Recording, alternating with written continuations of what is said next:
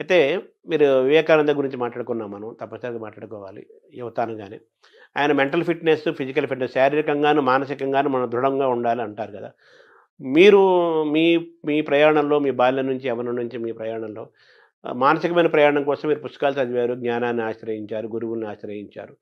శారీరకమైన దృఢత్వానికి మీరేం జేశారు? మాకు చిన్నతనంలో ఆటలాడుకోవడానికి చాలా విశేషమైన అవకాశం ఉండేదండి. పాఠశాలలో చూస్తే చాలా పెద్ద క్రీడా ప్రాంగణం. నాకు బాగా జ్ఞాపకం. మా చిన్నతనంలో మాకు తెలుగు పాఠం చెప్పేవారు. ఆయన తరచుగా ఓ మాట అనేవారు. "ఒరేయ్! ఆట ఆడుకునేటప్పుడు ఇక్కడ నిలబడి ఔట్, నాట్ ఔట్ అని అరిస్తే అంత దూరం వినపడాలిరా.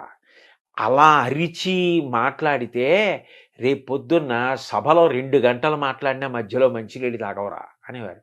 ఆయన ఎందుకనేవారు? ఆయన ఏది దృష్టిలో పెట్టుకున్నారో, ఏ భవిష్యత్తు దర్శనం చేశారో నాకు తెలీదు కానండి. అట్లా హాయిగా ఆడుకునేవాళ్ళం.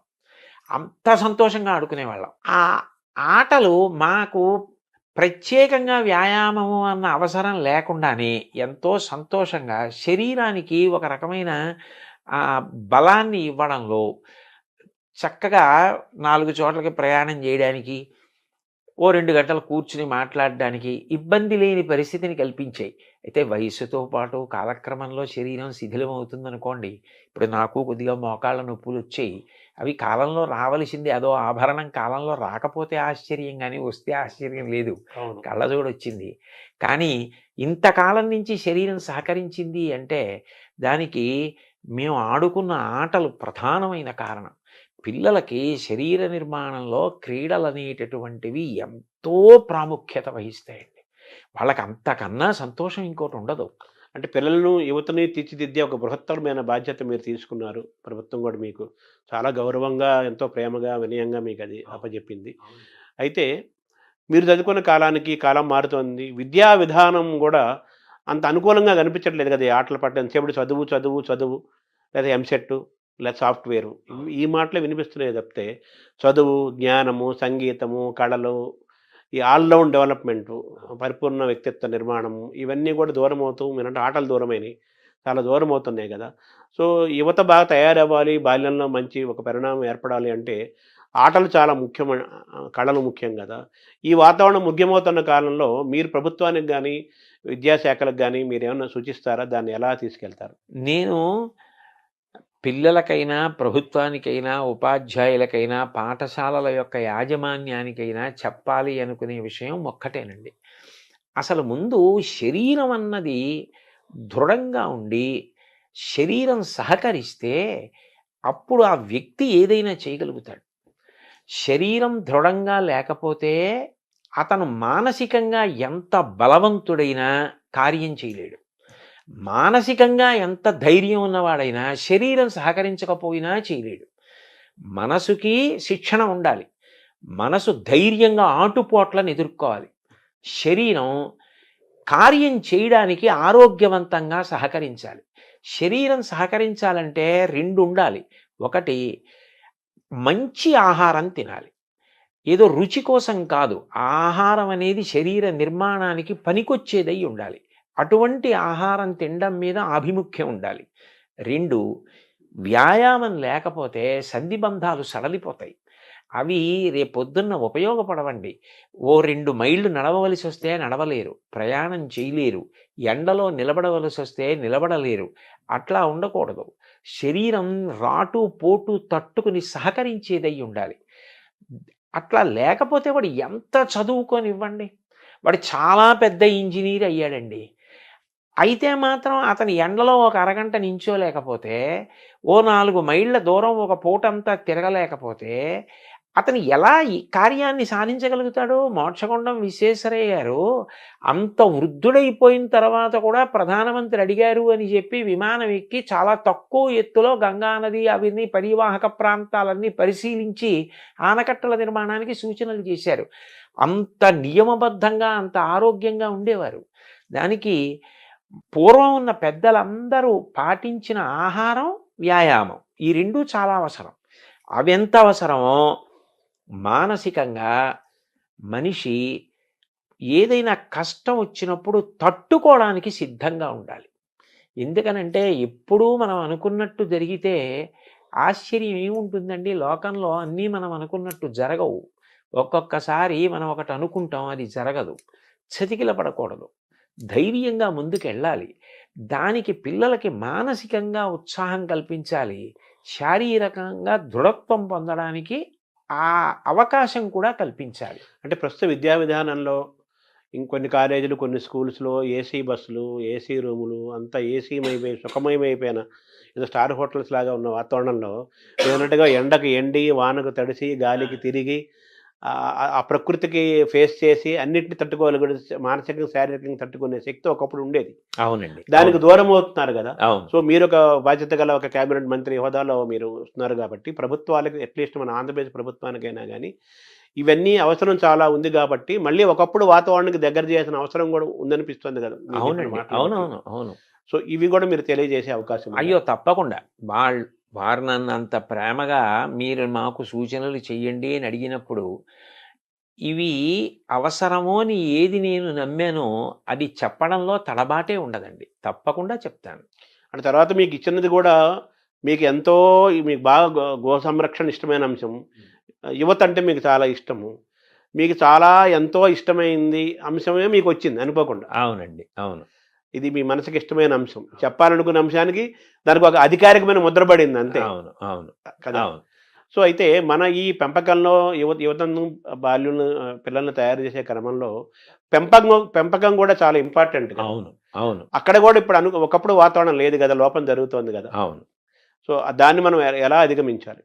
అది తల్లిదండ్రులకి సహజంగా భగవంతుడిచ్చిన గొప్ప వరం ఏమిటంటే, పిల్లలలో అంతర్లీనంగా ఉన్నటువంటి నైపుణ్యాన్ని గుర్తించగలిగిన లక్షణం ఉంటుందండి.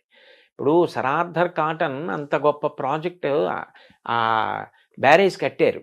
దానివల్ల లక్షల ఎకరాల సాగు జరుగుతోంది. చిన్నతనంలో హోర్న వాన పడుతుంటే ఆయన అన్నగారితో కలిసి వీధిలో నడుస్తుంటే వర్షపు నీరు వస్తుంటే దాన్ని ఆయన పుల్ల ముక్క తీసుకుని చిన్న చిన్న కాలవలుగా కలిపి ఆ ప్రవాహాన్ని అంతటిని పెద్దది చేసి పల్లం వైపుగా నడిపించడం చూసి అన్నగారు వెళ్ళి తండ్రికి చెప్తే వీడికి నీటి ప్రవాహాన్ని నియంత్రించడం పల్లం వైపుకి నడిపించడం ఇష్టమని ఇరిగేషన్ వైపుకి చదివించారు. ఎంత ఉపయుక్తపడ్డాడు మహానుభావుడు. ఆయన్ని కాటన్ అంటే ఎవరో విదేశీయుడిగా చూడరు. ఉభయ గోదావరి జిల్లాల్లో మీకు ఎన్ని విగ్రహాలు కనపడతాయో.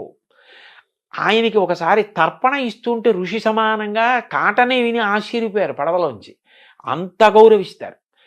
అంటే తల్లిదండ్రులు గుర్తించబట్టే కదా! రవీంద్రనాథ్ ఠాగూర్ గారిలో చిన్నప్పటి నుంచి కవిత్వం మీద ఆసక్తి ఉందని దేవేంద్రనాథ్ ఠాగూర్ గుర్తించి కవిత్వం వ్రాయడానికి అవకాశం కల్పించబట్టి కదా సాహిత్యంలో నోబెల్ ప్రైజ్ వచ్చింది. తల్లిదండ్రులు ఎంతసేపు వీడు ఇదే కావాలి అన్న ఆలోచన కాకుండా పిల్లల్లో అంతర్లీనంగా ఉన్న నైపుణ్యాన్ని గుర్తించగలిగితే ఓ చిట్టిబాబు గారు లాంటి వైణికుడొస్తాడు, ఒక బాలమురళీకృష్ణ గారు లాంటి గానగంధర్వుడొస్తాడు, ఓ ఘంటసాల వెంకటేశ్వరరావు గారొస్తారు. అట్లాగే ఒక గొప్ప శిల్పి జక్కన లాంటి శిల్పి వస్తాడు. వాళ్ళకి అసలు అనేక విషయాలు పిల్లలకి చూపించి వాళ్ళ అనురక్తి దేని వైపు నిలబడుతోందో అటువైపు ప్రోత్సహిస్తే మళ్ళీ అన్ని రంగాల్లోనూ వృద్ధి ఉండాలి కదండి. ఇప్పుడు ఆంధ్రదేశం అంటే ఒకప్పుడు విశ్వనాథ సత్యనారాయణ గారు, గుర్రం జాషువా గారు, కొప్పరపు కవులు వాళ్ళందరూ రాసిన గ్రంథాలు, ఆ పద్యాలు, పుస్తకాలు ఎంత చెప్పుకుంటాం. అట్లాంటి కవులు రావాలి, గాయకులు రావాలి, వైణికులు రావాలి, సంగీత విద్వాంసులు రావాలి, రచయితలు రావాలి. చిన్న కథలు తెలుగుదేశానికి పెద్ద ఆస్తి. ఆంధ్రదేశానికి చిన్న కథ అంటే అంత గొప్పది. శ్రీపాద సుబ్రహ్మణ్య శాస్త్రి గారు ఉన్నారు. చిన్న కథలు రాసేవాళ్ళు రావాలి. ఎవరిలో ఏ నైపుణ్యం ఉందో గుర్తించగలగడం తల్లిదండ్రులకే సాధ్యం. మొదట వాళ్ళకే తెలుస్తుంది. అంటే ఇప్పుడు ఆ వాతావరణం స్కూల్ వాతావరణం మారుతోంది. ఆటలు పోతున్నాయి, కళలు పోతున్నాయి, సంస్కృతి మిస్ అవుతున్నాం. అలాగే ఇంట్లో పెంపకంలో కూడా పిల్లల వైపు చూస్తూ తల్లిదండ్రులు వాళ్ళని గమనించటము, వాళ్ళ శ్రద్ధాశక్తులు, వాళ్ళకి ఏదిలో ఆసక్తి ఉంది, ఇందులో వీళ్ళు పైకొస్తారనే ఆలోచనలు, ఇవన్నీ కూడా తగ్గిపోతున్న కాలంలో మనం ఉన్నాం కదా! సో, మీ ఇదిలో మీరు చేయగలిగినంత మీరు చేస్తారు. సహజంగా కూడా అటు ప్రభుత్వ విద్యా వ్యవస్థ, ఇటుపక్క పెంపకము, ఇంకో పక్క పిల్లలు. ఈ మూడిటి మధ్య ఒక కలిస్తేనే అనుసంధానం ఉండాలి. బాగుంటుందండి. ఉండాలి కదా! కలిస్తేనే చాలా బాగుంటుంది. అది. ఎందుకనంటే ఈ రంగంలోకి వెడితే అతను అప్రయోజకుడైపోతాడు, అతను ఏమీ సాధించలేడు అన్న భావన పెట్టుకోక్కర్లేదు. సంగీతంలోకి వెళ్ళి కూడా ప్రపంచ ప్రఖ్యాతి పొందినటువంటి వాళ్ళు అనేక మంది ఉన్నారు. అందులో కూడా ఆర్థికంగా ఏమీ ఆర్జన ఉండదు అనుకోవడానికి కూడా వీల్లేదు. అందులోకి వెళ్ళి ఆర్థికంగా నిలదొక్కుని చక్కగా సంతోషంగా హాయిగా జీవనం గడిపిన వాళ్ళు ఉన్నారు. కాబట్టి ఇవాళ ఏ రంగానికి కూడా నిజంగా చెప్పాలంటేనండి, ఇందులోకి వెడితే ఆర్జన ఉండదన్న రంగం నాకు తెలిసి ఏవీ లేవు. మనిషి బాగా నిలదొక్కుని నైపుణ్యం సంపాదించాలి తప్ప, ఒక వైణికుడిగా ఎంత స్థాయికైనా వెళ్ళొచ్చు, ఒక గాయకుడిగా ఎంత స్థాయికైనా వెళ్ళొచ్చు, ఒక విద్వాంసుడిగా, ఒక కవిగా, ఒక రచయితగా, ఒక వ్యాఖ్యాతగా ఎంత స్థానాన్నైనా పొందొచ్చు. అంటే మనం ఏ రంగాన్ని ఎంచుకున్నా, ఏ పని చేసినా అందులో హైట్స్ చూడాలి, ఎక్సెల్ అవ్వాలి అనే ఒక పట్టుదల ఆ మనిషిలో ఉండాలి. పిల్లల్ని అది వాళ్ళలో ఉందన్నప్పుడు తల్లిదండ్రులు ప్రోత్సహించడం కూడా అవసరం. చాలా ముఖ్యం. చాలా ముఖ్యమండి. స్వామి వివేకానంద అన్నారు కదా, నాకు ఇల్లు ఊడ్చే ఉద్యోగం వస్తే ఎవరు ఊడ్చనంతగా ఇల్లు ఊడుస్తాను అన్నారు. అది కావాలండి. అంత బాగా పిల్లలు ఏది బాగా చేస్తున్నారో వాళ్ళ అనురక్తి ఎటువైపు ఉంది గుర్తించగలిగితే వాళ్ళు అందులో చాలా తేలిగ్గా అల్లుకుంటారు. భగవంతుడు అందరికీ అనేక రకాలైన ప్రజ్ఞ ఇస్తాడు. ఆ ప్రజ్ఞని చంపేయకుండా అది వృద్ధిలోకి వచ్చేటట్టు చేస్తే వాళ్ళు ఏ స్థాయికైనా వెడతారండి. అంటే ఎథిక్స్, వాల్యూస్ దీనికి అడ్వైజర్గా మీరు నియమించబడ్డారు. ఎథిక్స్, వాల్యూస్ పిల్లలకు బోధించడంతో పాటు తల్లిదండ్రులకు కూడా బోధించాల్సిన అవసరం ఉంది కదా, అదేమైనా చేపడతారు?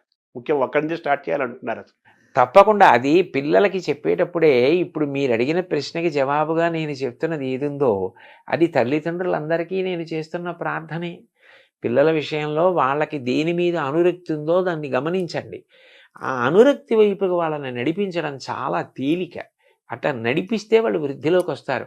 బాబుగారు చిన్నప్పుడు బొగ్గట్టుకుని బొమ్మలు గీస్తే వాళ్ళ అమ్మగారు ప్రోత్సహిస్తే కదూ అంత గొప్ప చిత్రకారుడు అయ్యారు. ఎవరు దేనిలో ప్రఖ్యాతి వహించడానికి అవకాశం ఉందని అనుకుంటున్నారో దాన్ని ప్రోత్సహిస్తేనే వాడు ఆ రంగంలో నిలదొక్కుంటాడు. అంతేగాని ఎంతసేపు నువ్వు ఇదే కావాలి, ఇదే కావాలి, ఇదే కావాలని మోసపోసినట్టుగా కోరుకుంటే వివిధ రంగాలలో ప్రజ్ఞావంతులు ఎక్కడి నుంచి వస్తారండి? అంటే మీరు ఏర్పాటు చేసే సమావేశాలు కానీ, లేకపోతే వీటిల్లో క్లాసెస్లో కానీ తల్లిదండ్రులు కూడా మీరు ఆహ్వానించాలి కదా? అయ్యో, అనేక సందర్భాల్లో తల్లిదండ్రుల్ని కూడా కూర్చోపెట్టడం, తల్లిదండ్రులు ఉన్న సభలకి ప్రత్యేకంగా వెళ్ళి మాట్లాడడం కూడా ఉందండి. అట్లా కూడా నేను మాట్లాడిన సందర్భాలు ఉన్నాయి. ఉపాధ్యాయులు, తల్లిదండ్రులు వీళ్ళ యొక్క పాత్ర చాలా ప్రధానమైంది కదా, యువత బాల్యులు మంచి తయారవ్వాలంటే.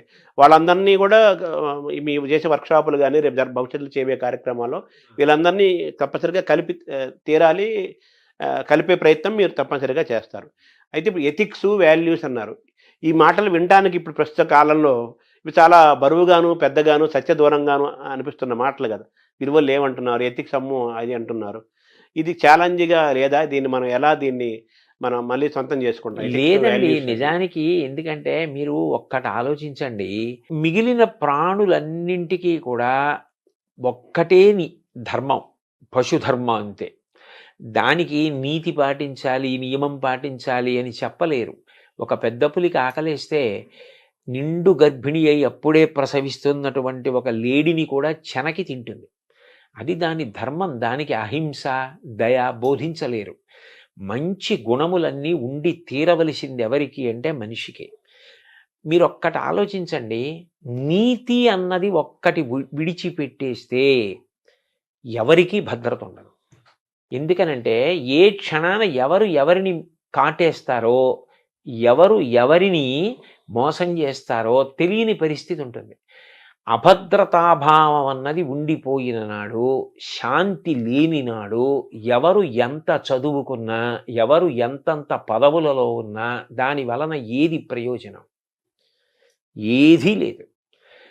తాను ప్రశాంతంగా ఉండవలసింది, అందరినీ ప్రశాంతంగా ఉంచవలసింది మనిషి ఒక్కడే. ఆ మనిషి అన్ని జీవులు ప్రశాంతంగా ఉండేటట్టు చేయడం నీతిని పాటించడం ద్వారానే. అది పాటించడం వల్ల అంత పెద్ద ప్రయోజనం ఉన్నప్పుడు అది బరువు అవ్వవలసిన అవసరం ఏముంది? ఇప్పుడు నా కూతురుంది. నా కూతురు బయటికి వెళ్ళినప్పుడు భద్రంగా ఉంటుందన్న నమ్మకం నాకు కలగాలి. వేరొకరి కూతురు బయటికెళ్ళినప్పుడు భద్రంగా ఉంటుందన్న భావన వారికి కలగాలి. అప్పుడు వారి కూతురి విషయంలో నేను మర్యాదగా ప్రవర్తించాలి. నా కూతురి విషయంలో వారు మర్యాదగా ప్రవర్తించాలి. ఎవరు మర్యాదగా ప్రవర్తించకపోయినా శాంతి లేదు. ఆ నియమపాలనం చేసి నీతిని పాటించవలసిన వాడు మనిషి ఒక్కడే.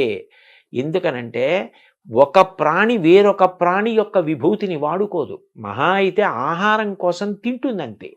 ఏనుగు దంతం పెద్ద పులికి అక్కర్లేదు. ఏనుగు దంతంతో బొమ్మ చేసేవాడు మనిషి. నెమలి నాట్యం చూసి నాట్యం నేర్చుకునేవాడు మనిషి. గాడిద మీద బరువులు మోయించేవాడు మనిషి. గుర్రం ఎక్కి ఎత్తైన ప్రదేశాలకు వెళ్ళేవాడు మనిషి. ఏ ప్రాణిలో ఏ విభూతి ఉంటే దాన్ని వాడుకునేవాడు మనిషి. అయినప్పుడు ఆ మనిషి తాను ప్రశాంతంగా ఉండాలి, చుట్టూ ఉన్న వాళ్ళని ప్రశాంతంగా ఉంచాలి, సమస్త జీవులను ప్రశాంతంగా ఉంచాలి. మనిషి కట్టు తప్పాడనుకోండి, అతని ఒక్కడితో పోదండి.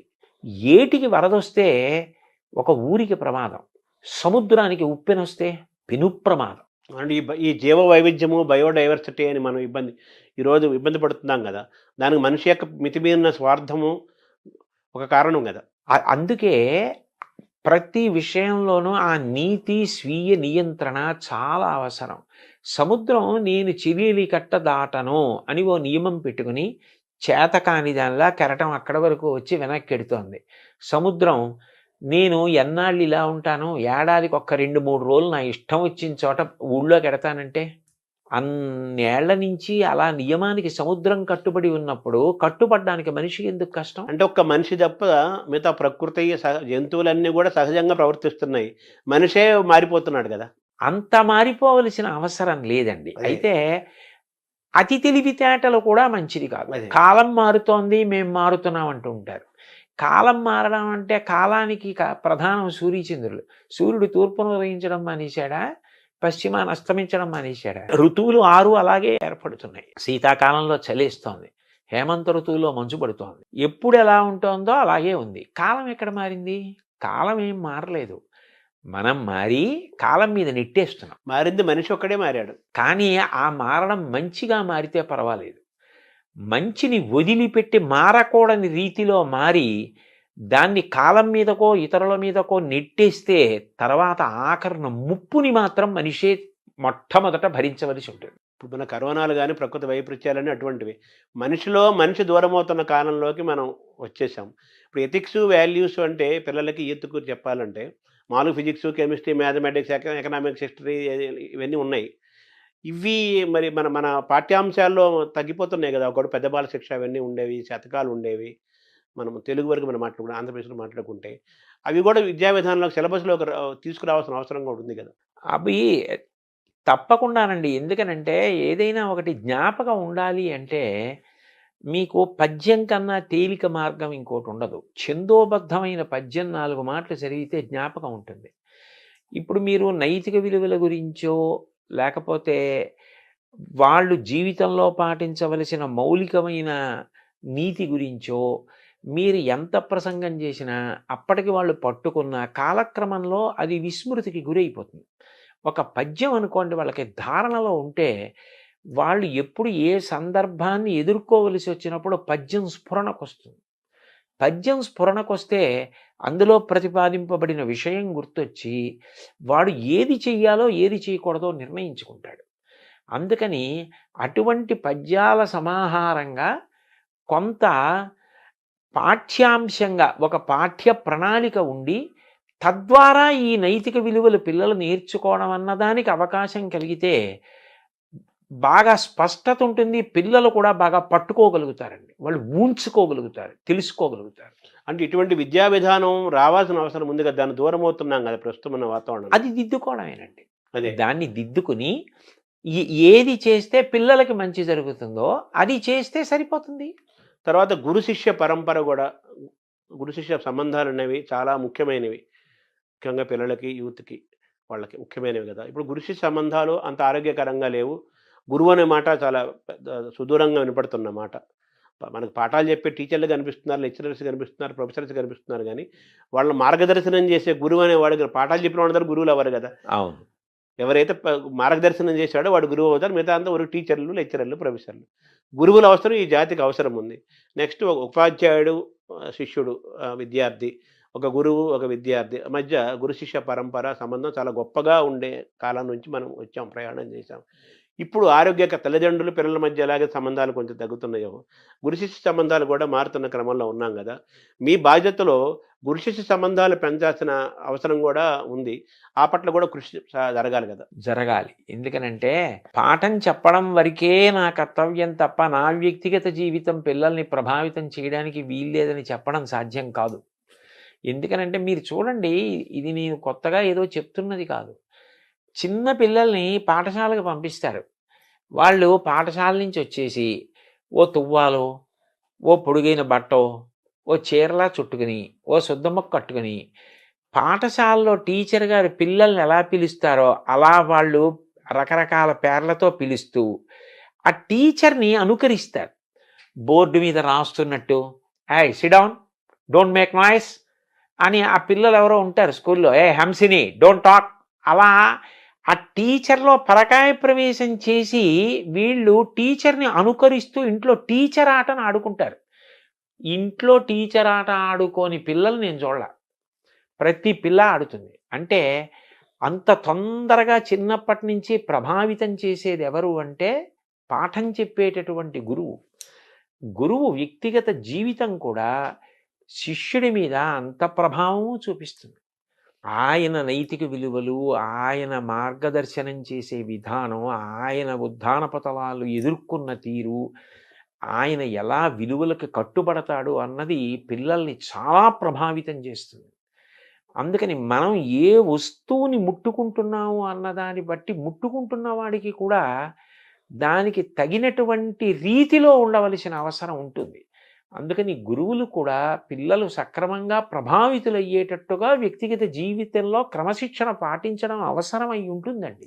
అంటే మీరు ఇందాక అన్నారు, పిల్లల్లోని ప్రతిభని, పిల్లల్లోని ఆసక్తిని గమనించే వాళ్ళ తల్లిదండ్రులు పిల్లల్ని వాచ్ చేస్తూ వాళ్ళలో ఉన్న ప్రతిభని గమనించి వాళ్ళు ఆ విధంగా అటువైపు తీసుకెళ్తే వాళ్ళు గొప్పవాళ్ళు అవుతారు. ఏ రంగమైనా కావచ్చు, సంగీతం కావచ్చు, సాహిత్యం కావచ్చు, మ్యాథమెటిక్స్ కావచ్చు. అలాగే గురువులు కూడా విద్యార్థిలోని ప్రతిభని గమనించి, ప్రోత్సహించి మార్గదర్శనం చేసేవాడు. గురువు యొక్క పాత్ర కూడా చాలా గొప్పది కదా! చాలా గొప్పదండి. సో, తల్లిదండ్రులకి ఎలాగైతే పెంపకము ఎలాగైతే మనం అనుకున్నామో వాళ్ళకు కూడా క్లాసులు చెప్పాలి, వాళ్ళకు కూడా మనం బోధించాలి, వాళ్ళలో కూడా మార్పు రావాలి అని అనుకుంటున్నాము. గురువులకు కూడా పాఠాలు చెప్పాల్సిన పరిస్థితిలోకి వచ్చేసింది కదా ఇప్పుడు. అవి కూడా చేపడతారా మీరు? అది కూడా అంటే నాకు తెలిసినంత వరకు గురువులు క్రమశిక్షణాయుతంగానే ఉంటారు. కాకపోతే వాళ్ళ యొక్క గొప్పతనాన్ని, వాళ్ళ యొక్క కర్తవ్యత నిష్టని వాళ్ళు సమాజ నిర్మాణంలో ఎంత కీలకమైన పాత్ర పోషిస్తున్నారు అన్నది వాళ్ళొక్కసారి జ్ఞాపకం తెచ్చుకొని మేము ఇంత గొప్ప స్థితిలో ఉన్నాం, ఇంత గొప్ప ప్రభావితం చేయగలిగిన స్థితిని పొంది ఉన్నామని సంతోషించి పునరంకితం కావడానికి వాళ్ళకి కూడా అవసరమే. వాళ్ళతో కూడా మాట్లాడడం అన్నది అవసరమై ఉంటుంది. వాళ్ళకి కూడా 4 మంచి మాటలు, అయ్యా మీ వల్ల ఇంత ప్రభావితులు అవుతారు అని చెప్పవలసి ఉంటుందండి. తల్లిదండ్రులు, గురువులు, పిల్లలు అందరికీ మూకుమ్మడిగాను చెప్పాల్సిన అవసరం ఉంది. ఇండివిజువల్‌గాను చెప్పాల్సిన అవసరం చాలా ఉంటుందండి. అయితే ఒకప్పుడు టీచర్లు గాని, లెక్చరర్స్ గాని వాళ్ళ కెమిస్ట్రీయో, ఎకనామిక్సో, హిస్టరీయో, ఇంగ్లీష్ ఆ పాఠాలు ఎంత అవసరమో చెప్తూ అనేక మిగతా అంశాలు, జనరల్ నాలెడ్జి, కళలు, సంస్కృతి, చరిత్ర మిగతా అంశాలు కూడా చెప్తూ విద్యార్థిని అద్భుతంగా తీర్చిదిద్దే వాతావరణం ఉండేది. నేను మొన్నటి వరకు ఉండేది. ఇప్పుడు కూడా కొంతమంది అక్కడక్కడ ఉంటారు. వాళ్ళు కూడా తగ్గుతున్నారు కదా! సో, మళ్ళీ ఆ పూర్వ సంస్కృతి మళ్ళీ వస్తే అది చాలా గొప్పగా ఉంటుందండి. అదే ఆ బహుముఖ ప్రజ్ఞ. ఒక పాఠం చెప్తూ అనుషంగికంగా అనేక విషయాల్ని దాంట్లో ప్రతిపాదించడం చేత విద్యార్థి చాలా ప్రభావితులవుతాడు. అయితే దానికి ఏమవుతుంది అంటే ఉపాధ్యాయుడు నిరంతరం చదవవలసి ఉంటుంది. అనేక విషయాలు తాను తెలుసుకుని నిన్న చెప్పిన పాఠాన్ని ఇవాళ చెప్పవలసి వస్తే నేను ఇంకా అంతకన్నా అందంగా చెప్పడానికి నేను సిద్ధపడాలన్న ఉత్సాహం ఉండాలి. అన్నిటికన్నా అవసరం ఏమిటంటే పాఠం చెప్పేటప్పుడే వాడికి ఆ వింటున్న పిల్లవాడికి క్రమశిక్షణ, తాను పొందుతున్న విద్య వలన సమాజ హితానికి ఉపయోగించాలి తప్ప అది స్వార్థానికి ఉపయోగించకూడదు అన్న ఒక పూనిక కలిగేటట్టుగా చెప్పవలసిన అవసరం ఉంటుందండి. అది చాలా అవసరం. ఎందుకనంటే మీరు చూడండి, ఒక్కొక్క తరగతి దాటుతూ వెళ్ళిపోతున్నాడు అనుకోండి, అతను ఒక పెద్ద పదవిని అధిష్ఠించడానికి సిద్ధపడిపోతున్నాడు. ఇప్పుడు ఆ చదువు అన్నది ఒకటే మీరిచ్చేసి పంపించేశారనుకోండి, అప్పుడు అతను దాన్ని సమాజహితానికి వాడచ్చు, స్వప్రయోజనానికి వాడుకోవచ్చు. అట్లా కాకుండా దీని వలన నీకు అనంత విభూతి కలుగుతోంది, అనంత శక్తి, సామాన్యమైన శక్తి కాదు. దీన్ని నువ్వు సమాజపరం చేయాలి తప్ప దీన్ని నువ్వు స్వార్థానికి వాడుకోకూడదు అన్న విషయం పాఠంతో పాటుగా వెళ్ళిపోవాలి. వెళ్ళిపోతే అది హెచ్చరికగా, అది ఉపదేశంగా తీసుకుంటాడు. చూడండి, ఏష ఉపదేశ ఏష ఆదేశ అన్నట్టు ఉపదేశం ఉండాలి, ఆదేశం ఉండాలి. అందులోని రెండు ఉండాలి. రెండూ ఉంటే వాడికి జీర్ణం అవుతుంది. నువ్వు ఇంత గొప్ప వైద్యుడివి అయ్యావు, సమాజ హితం ప్రధానం తప్ప నీవు సంపాదించుకోవడం ప్రధాన ప్రయోజనం కాకూడదు. సంపాదించుకోవద్దని ఎవ్వరనరు, కానీ ప్రధాన ప్రయోజనం కాకూడదు. ఒక ఇంజనీర్కి అంతే, ఒక టీచర్కి అంతే, ఒక ఉద్యోగికి అంతే. ఎంత గొప్ప స్థితికి వెడుతున్నాడో అంతగా సమాజ హితాన్ని చూడడం అలవాటు కావాలి.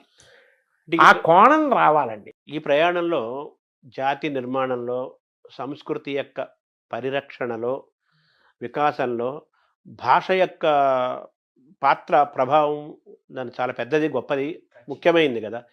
ఇప్పుడు మనకు తెలుగు భాష దూరం అవుతుంది. మన విద్యా విధానంలో అంతా ఇంగ్లీష్ మీడియం వస్తుంది, తెలుగు దూరం అవుతుంది. సో తెలుగు భాషని నిలబెట్టుకోవటం, కాపాడుకోవటం చాలా ముఖ్యం కదా. అది కూడా చాలా బాధ్యతాయుతమైన అంశం కదా. దాన్ని ఎలా చూడాలి? అప్పుడు తెలుగుకి సంబంధించినంత వరకు ఏ నైతిక విలువలు, నీతి, నియమం, క్రమశిక్షణ ఇలాంటివి మీరు బోధించాలనుకుంటున్నారో అవి తెలుగులో చెప్పడం వల్లే బాగా మనిషిలోకి ప్రవేశించే అవకాశం ఉంటుంది. ఎందుకనంటే అది మాతృభాష కదండి. ఇప్పుడు ఆంగ్ల భాష వద్దు అని చెప్పడం కూడా సాధ్యం కాదు. కానీ రెండింటికి కూడా సమాన గౌరవం ఉండాలి. ఎందుకంటే ఇంగ్లీష్ అనేటటువంటిది భార్య, తెలుగు అన్నది తల్లి. ఒక వ్యక్తి సంతోషంగా ఎప్పుడు ఉంటాడు, ఇంటికి వచ్చేటప్పటికి తల్లి తన భార్య హాయిగా కలిసిమెలిసి ఉన్నారనుకోండి, సుఖంగా ఉంటాడు. నీకు తల్లా భార్య అంటే ఏం చెప్తాడు? తల్లి ఉండాలి, భార్య ఉండాలి. ఇద్దరూ అన్యోన్యం ఎంతో ప్రేమగా ఉన్నప్పుడే ఆయన సంతోషంగా ఉంటాడు. ఇంగ్లీష్ అన్నది తాను ఇంకా ఇంకా వృద్ధిలోకి రావడానికి, ఇంకా ఎక్కువ గ్రంథాలు చదువుకోవడానికి, తాను బాగా పరిఢవిల్లడానికి ఉపయోగపడాలి. తెలుగు అన్నది మౌలికంగా తను ఎక్కడ పుట్టాడు, ఆ సంస్కృతి ఏమిటి, ఆ సంస్కృతిని నిలబెట్టుకోవడానికి, తను ధరించడానికి, అందులో ఉన్న వాంగ్మయం, దానికి ఉన్న కళలు, వాటిని పోషించుకోవడానికి అది అవసరం. ఒక తెలుగువాడిగా పుట్టినవాడు తెలుగు సంస్కృతిని పోషించుకోవాలి.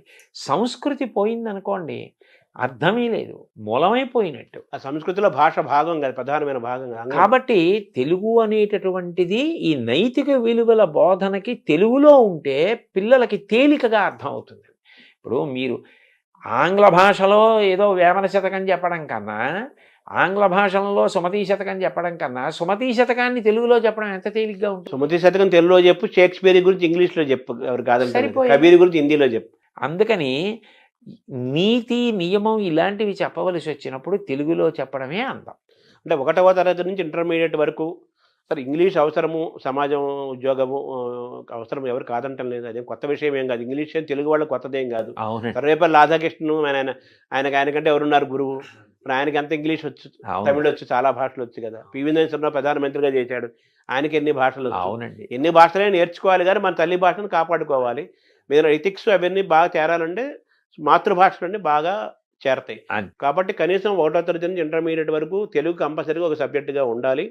మీరు అన్నట్టుగా ఎథిక్స్, వాల్యూస్ బాగా చేరాలి అంటే తెలుగు మాతృభాష, ఏ భాష అయితే ఆ భాష, మన తెలుగు కాబట్టి తెలుగు తప్పనిసరిగా ఉండాలి అనేది మీరు చెప్పే అంశం. సో ఆ విధంగా కూడా మీ కృషి చేస్తారు, ప్రభుత్వానికి ఈ విషయాలు కూడా తెలియజేసే ప్రయత్నం చేస్తారు. అయితే ఆరోగ్యం కూడా చాలా ఇంపార్టెంట్. మీరు ప్రారంభం అన్నారు ఫిట్నెస్ గురించి, దృఢత్వం. ఇప్పుడు మీరు అన్నారు నాకు ఒకప్పుడు బాగా ఉండేవాడిని, ఇప్పుడు కాస్త కళ్ళజోడు వచ్చింది, కొంచెం మోకాళ్ళ నొప్పులు వచ్చినాయి అంటే ఇప్పుడు 60 దాటిన తర్వాత 50 60 దాటిన తర్వాత ఇప్పుడు చిన్నపిల్లలకే కళ్ళజోడులు వచ్చేస్తున్నాయి. సో కాబట్టి ఆరోగ్యం కూడా చాలా ఇంపార్టెంట్ కదా! సో ఆరోగ్యం పట్ల ఒక అవగాహన కలిగించటము, ఆహార నియమాలు ఇవి కూడా యువతని, బాల్యాన్ని శక్తివంతంగా నిర్మాణం చేయడంలో ఆరోగ్యం యొక్క పాత్ర చాలా ముఖ్యం కదా! వాటిని కూడా మీరు టచ్ చేస్తారా? ఖచ్చితంగానండి. అనుమానం లేకుండా. నేను పిల్లల్ని ఉద్దేశించి చేసినటువంటి ప్రసంగాల్లో దీన్ని స్పృశించకుండా ఎప్పుడూ మాట్లాడను. ఎందుకనంటే అసలు మూలం శరీరమే కదండీ! శరీరం అన్నది అత్యంత ప్రధానమైనటువంటి విషయం. అందులో ఏది పడితే అది పడేస్తే అది ఆరోగ్యంగా ఉండమంటే ఎట్లా ఉంటుంది? దాంట్లో ఏది వెళ్ళాలో అది వెడితేనే అది మీరు చేయవలసిన పనికి అనుగుణంగా మీకు సహకారం చేస్తుంది. కాబట్టి దాని విషయంలో పరాకు పనికిరాదు. 2 మీరొకటి గమనించండి. అనారోగ్యం తనంత తాను మీ ప్రమేయం లేకుండా అనుకోకుండా వచ్చిందనుకోండి, అది వేరు. దానికి ఎవరిది తప్పు కాదు.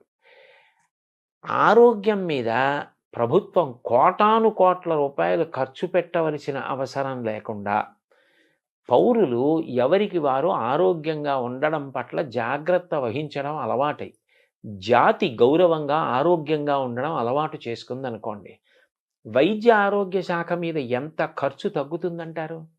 ఒక్క డిస్పోజబుల్ నీడిల్ వాడాలి అంటే, కొనాలి అంటే ఎంత అవుతుంది? ప్రతిరోజు కొన్ని లక్షల మందికి ఆ రక్తం తీయాలి అంటే డిస్పోజబుల్ నీడిల్స్ వాడాలంటే ఎన్ని కోట్ల రూపాయలు అవుతుంది. అది వాళ్ళ ప్రమేయం లేకుండా వాళ్ళు ఏ తప్పు చేయకపోయినా ఏదో అనారోగ్యం వచ్చిందనుకోండి, అది ఎవరు దాన్ని తప్పు పట్టరు.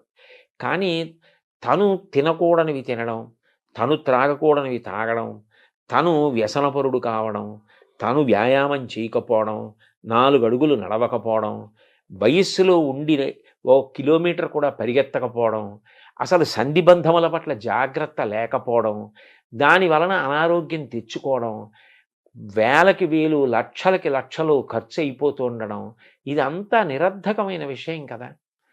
అది 2 మానసికంగా కూడా చాలా తీవ్రమైన పరిస్థితిని కల్పిస్తుందండి. ఇప్పుడు నేనే ఉన్నాను, ఎక్కడికో ప్రవచనానికి వెళ్ళాలి. నేను ప్రవచనానికి వెళ్ళడం నా ఆరోగ్యం దాని మీద ఆధారపడదు. చుట్టుపక్కల ఉన్న వాళ్ళు కూడా ఆరోగ్యంగా ఉన్నప్పుడే అందరూ ఎవరి కర్తవ్యం వాళ్ళు చేయగలరు. వినేవాడు కూడా ఆరోగ్యంగా ఉండాలి, అది మీరు చెప్పింది వాడు వినాలి కదా. అందుకని ఇది చాలా అవసరం అండి. చాలా చాలా ముఖ్యమైన విషయం అది.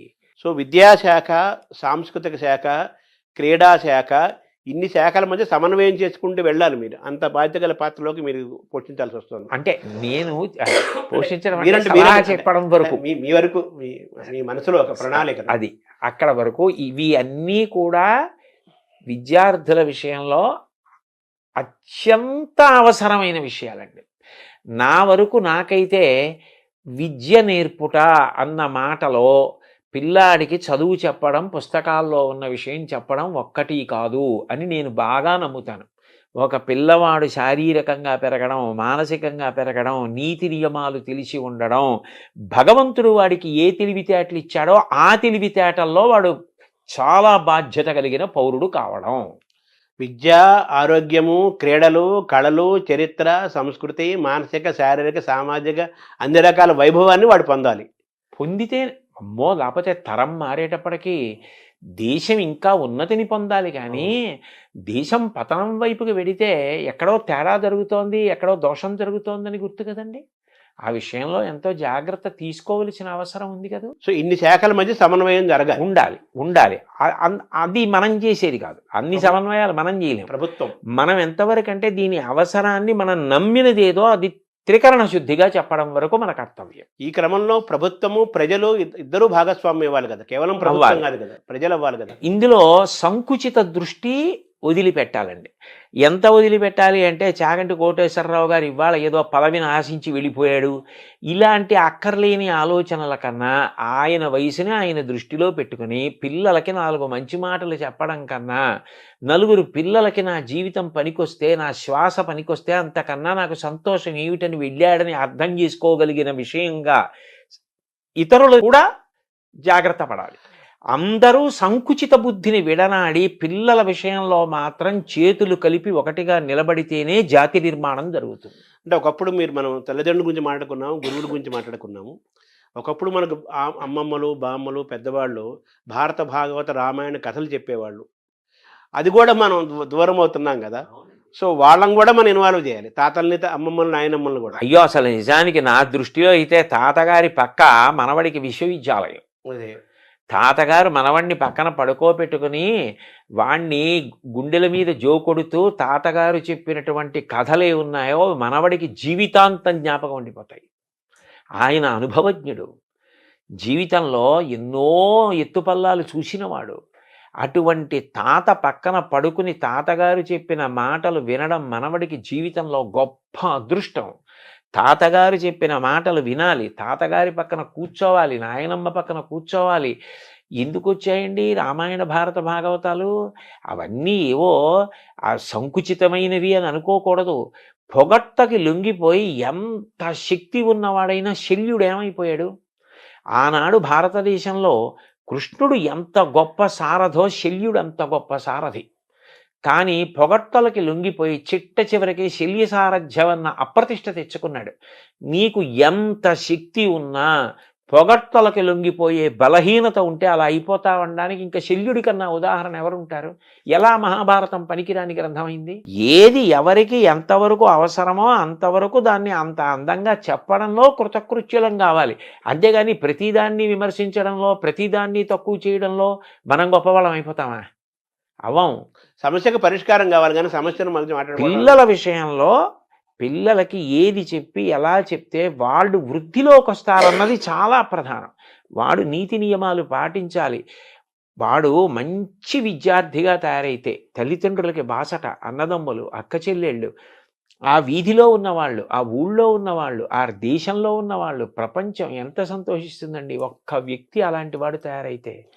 ఇక అలా కానీ ఒక రాష్ట్రంలో విద్యార్థుల పట్ల కర్తవ్య దీక్షతో నడిపించగలిగితే, ప్రయత్నం చేస్తే నా నమ్మకం ఏంటంటే పిల్లలు వింటారు. అది నా నమ్మకం. సో, మీ జీవితాన్ని తరచు చూసుకుంటే నేను ఒక మంచి బాలుడుగా, మంచి యువకుడుగా, మంచి విద్యార్థిగా, మంచి ఉద్యోగుడుగా, మంచి శ్రోతగా, మంచి పాఠకుడుగా, మంచి ఉపన్యాసకుడుగా ఉండటం వల్ల నాకింత గుర్తింపు వచ్చింది అనే ఒక భావన మీకు కలుగుతుంటుంది. అంటే గుర్తింపు వచ్చింది అన్న భావన కన్నా నేను అనుకునే విషయం ఏమిటంటే ఋషిప్రోక్తమైన వాంగ్మయానికి కాలదోషం లేదన్నది నిరూపింపబడింది అనిపిస్తూ ఉంటుంది.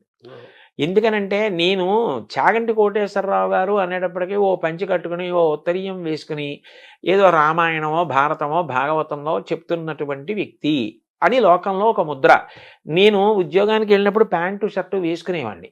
నేను ప్యాంటు చొక్కాతో ఎప్పుడైనా ఎక్కడైనా కనపడ్డాను అనుకోండి, చాలామంది నన్ను చూసి మిమ్మల్ని గుర్తుపట్టలేకపోయామండి, మీరు ప్యాంటు చొక్కాతో ఉన్నారు ఇవాళ అంటారు. అంటే చాగంటి కోటేశ్వరరావు అంటే ఓ పంచె కట్టుకుంటాడు, రామాయణం చెప్తాడు. అంటే ఇవాళ రామాయణ, భారత, భాగవతాల ద్వారా వాళ్ళు ప్రయోజనం పొందిన కారణం చేతనే నాకు గుర్తింపు వచ్చింది. నేను రామాయణము మానవీయ సంబంధములు అని విశాఖపట్నంలో ప్రవచనం చేశానండి. భార్యాభర్తల యొక్క అనుబంధం గురించి నేను మాట్లాడాను. రామాయణంలో ఎలా ప్రతిపాదించారన్నది చెప్పా. దాన్ని శ్రీ వెంకటేశ్వర భక్తి ఛానల్ ప్రత్యక్ష ప్రసారం చేసింది. ఆ తర్వాత ఎంతమంది విడాకుల కోసమని చెప్పి న్యాయస్థానాల్లో దరఖాస్తులు చేసుకున్న దంపతులు కూడా తిరిగి కలుసుకున్నారు. విడాకులు తీసుకున్న వాళ్ళు కలుసుకున్నారు. అది గొప్ప ప్రభావం కదా. అంటే రామాయణానికి కాలదోషం లేదు కదా. అంటే ఆ మాటకి అంత గొప్ప కావ్యాన్ని నిర్మాణం చేశాడు. అది ప్రాతిపదిక ఉంటే కదా అసలు మనం మాట్లాడడం. అది ఎంత బాగా రాశారు, ఎంత గొప్ప విషయాలు అని నాకు ఆనందం కలుగుతుంది.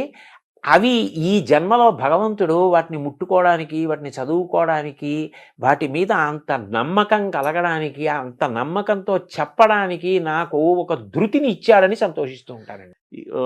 మీరు మీ జీవన విధానం అంతా మీకు తెలిసింది, మీ జీవితం మీకు తెలిసింది. అవును, మీకంటే ఎవరికి ఎక్కువ తెలియదు. అవును. కానీ నేను ఇటువంటి వాతావరణం నుంచి వచ్చిన వాడిని ఈరోజు మంత్రి హోదాతో ఒక పదవి నాకు అనౌన్స్ చేశారు అనగానే ఆంధ్ర రాష్ట్ర ప్రభుత్వం ఏమనిపించింది సార్ ఫస్ట్ ఇది వినగానే? అంటే మీరు వేసిన ప్రశ్న చాలా గంభీరమైన ప్రశ్న వేశారు నన్ను. ఇందులో నేను మీతో ఏ అరమరిక లేకుండా ఒక విషయం ప్రస్తావిస్తాను. నాకు ఈ పదవి ఇచ్చినప్పుడు నన్ను మొట్టమొదట అందరూ అడిగింది ఏమిటంటే, "మీరు దీన్ని తీసుకుంటున్నారా?" అని అడిగారు. నేను తీసుకుంటున్నాను అని చెప్పాను. వెంటనే నన్ను అడిగిన ప్రశ్న ఏంటంటే, "మరి మీకు గతంలో తిరుమల తిరుపతి దేవస్థానంలో ఇస్తే మీరు ఎందుకు తీసుకోలేదు?" అని అడిగారు. ఇప్పుడు ఒకటి తీసుకోవడం, ఒకటి తీసుకోకపోవడం అన్నది కేవలం మన వ్యక్తిగత అభిప్రాయం ఒకదాని మీదే ఉండదండి. నేను ఇదే ముఖ్యమంత్రి గారు చంద్రబాబు నాయుడు గారు నాకు ఒకప్పుడు ఇలాగే సలహాదారు పదవి ఇచ్చారు. ఎంతో గౌరవంగా ఇచ్చారు. కానీ నేనప్పుడు తీసుకోలేదు. కారణం ఏమిటంటే, నేను భారత ఆహార సంస్థలో ఇంక పదవీ విరమణకి దగ్గరికి వెళ్ళిపోయాను.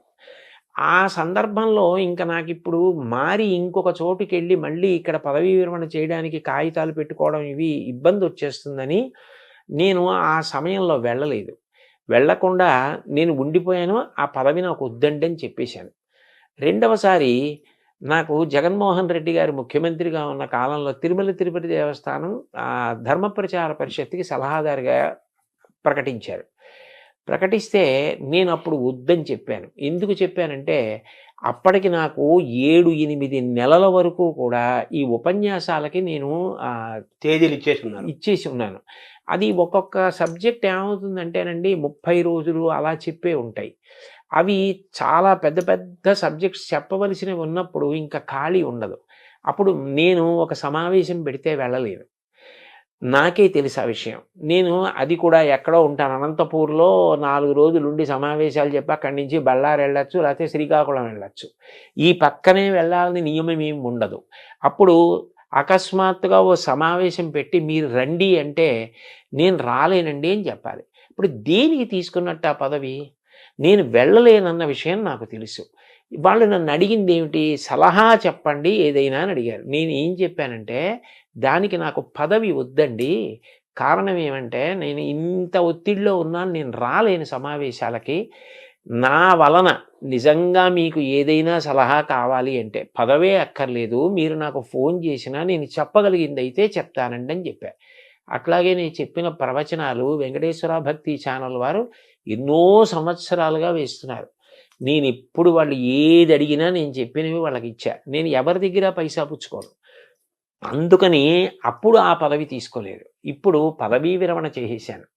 ఇప్పుడు నాకు ఏదో కొన్ని ఉపన్యాసాలు నేను ఒప్పుకున్న ఉన్నాయి.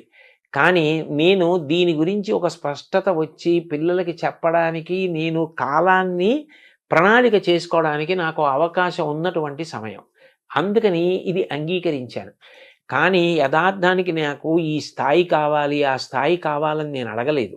బహుశः ఏ ప్రేమ చేతనో లేకపోతే ఈయనకి ఇచ్చిన కర్తవ్య నిర్వహణలో ఇది ఆయనకి సానుకూలం అవుతుంది అన్న ప్రేమ చేతనో వారు అట్లా ప్రకటించారు. దాన్ని నేను కూడా అంతే సహృదయంతో స్వీకరించా.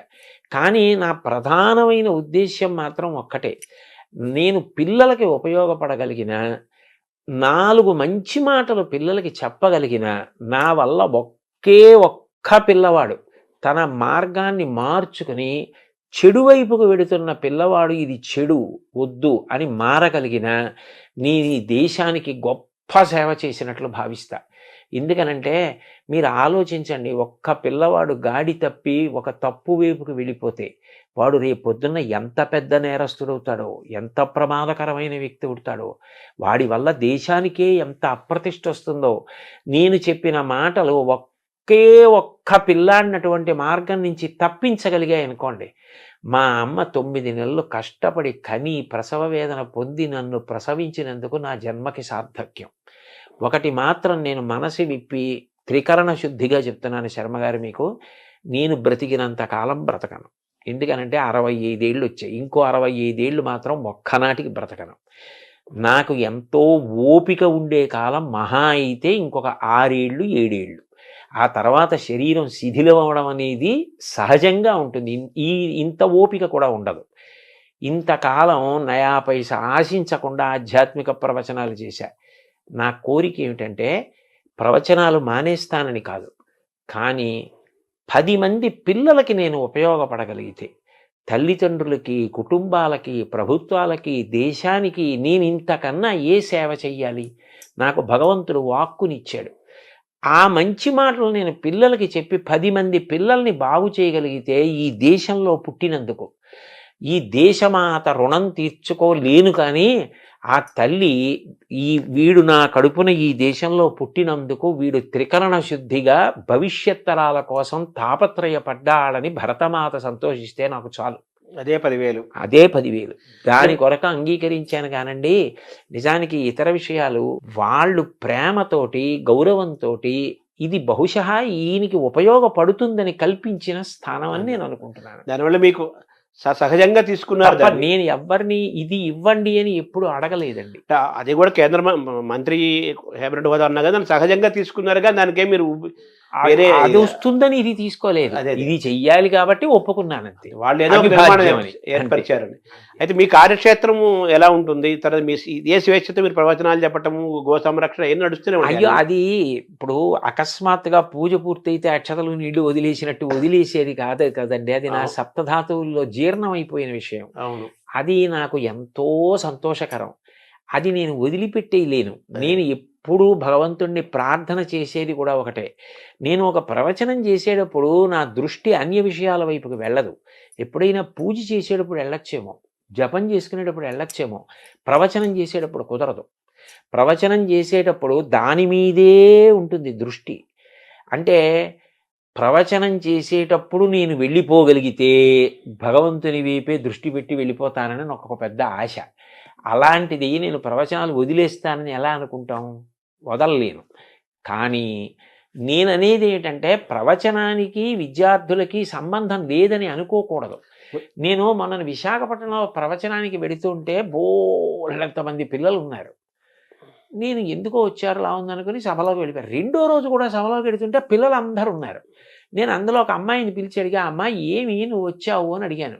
అడిగితే ఆ పిల్లంది, మాకు ఇది ఆధ్యాత్మిక ప్రవచనంలా అనిపించదండి, మాకు ఇందులో మేము పాటించవలసిన విషయాలు అనేకం అర్థమవుతున్నాయి. రాటు పోటు తట్టుకుని నిలబడ్డం అంటే ఏమిటి అన్నది మేము రాముడి గురించి మీరు చెప్తున్నప్పుడు వింటున్నాం. ఏ వయసు అమ్మాయి సార్ అప్పుడు? ఆ అమ్మాయి ఆ పక్కనే గాయత్రి ఇంజనీరింగ్ కాలేజ్ అని ఉందండి, 20లో. అందులో చదువుకుంటున్నటువంటి పిల్ల. అదే. అంటే ప్రవచనంలోనే అంతర్భాగంగా వాళ్ళు ఏరుకోగలుగుతున్నారు. అవును. ఎవరికి కావలసింది వాళ్ళు ఏరుకుంటున్నారు. అప్పుడు ప్రవచనం మాత్రం పిల్లలకి పనికొచ్చేది కాదని ఎలా అనగలరు? దానికి వచనమే వయసు ప్రవచనం పరిమితి అవుతుంది అంతే కదా. కదా. అందుకని చెప్పి అది నడుస్తుంది, ఇది నడుస్తుంది. కానీ కేవలం పిల్లల కోసమని ప్రభుత్వ పరంగా నాకున్న ప్రయోజనం ఏమిటంటేనండి, ప్రభుత్వానికి ఒక శక్తి ఉంటుంది. పిల్లలందరినీ కూర్చోపెట్టగలదు, ఉపాధ్యాయుల్ని కూర్చోపెట్టగలదు, తల్లిదండ్రుల్ని కూర్చోపెట్టగలదు. ఎక్కడైనా సమన్వయంలో మనం ఈ మార్పు చేద్దాం, ఇది బాగుంటుంది అనిపించింది అనుకోండి, చెయ్యగలదు. వాళ్ళది సార్వభౌమాధికారం. అప్పుడు నేను ఈ దేనికోసం ప్రయత్నిస్తున్నానో అది సాధించడం తేలిక. అంటే మనం అనుకున్న విద్యా నిర్మాణం ఒక కానీ మంచి పని చేయగలుగుతాం. వాళ్ళ చేతిలో వ్యవస్థలు ఉంటాయి. తర్వాత వాళ్ళు జీవో తీసుకొచ్చి పాలసీస్ తీసుకొచ్చేసి అన్ని విద్యా విధానం అన్ని మార్పులు చేర్పులు చేయగలుగుతారు. ఇలాంటి వాతావరణం ఉంటే మంచి విద్యార్థులు తయారవుతారు, మంచి యువత తయారవుతారు అని చెప్తే మీరు చేయడానికి వాళ్ళకి గవర్నమెంట్ కాబట్టి అది అవకాశం ఉంటుంది. అందుకని నేను ఆ పదవిని స్వీకరించడానికి కారణం అండి. మీ కార్యక్షేత్రం ఎక్కడ ఉంటుంది? నేను ఎక్కడ ఉంటే అదే కార్యక్షేత్రం. అంతే, ఈ స్వేచ్ఛ మీదే. అంటే ఎందుకనంటే నేను ఎప్పుడు ఎక్కడ మాట్లాడుతున్నా ఇది మాత్రం మరింత బాగా గుర్తు పెట్టుకుని ఉంటాను. ఎందుకంటే సభలో 10 మంది పిల్లలున్నా పిల్లలకి పనికొచ్చే మాట కూడా కలపడానికి ప్రయత్నం చేస్తూనే ఉంటాను. అప్పుడు నేను ఎప్పుడు ఎక్కడ ఏది మాట్లాడుతున్నా నాది కార్యక్షేత్రంగానే మాట్లాడుతూ ఉంటాను. సో మీలో ఉన్న ఆనందాన్ని గమనిస్తే